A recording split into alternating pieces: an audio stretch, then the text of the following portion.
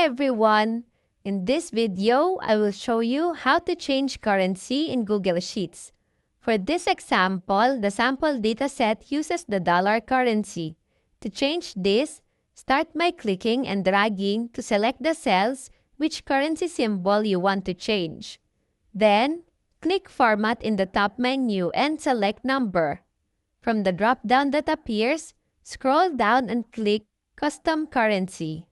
A pop-up with a list of currency symbols will appear. Scroll down to select your desired currency.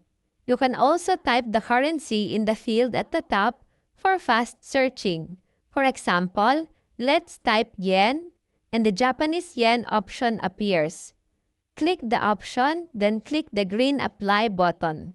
So, that is how you change currency in Google Sheets. I hope you find this tutorial helpful. Thanks for watching.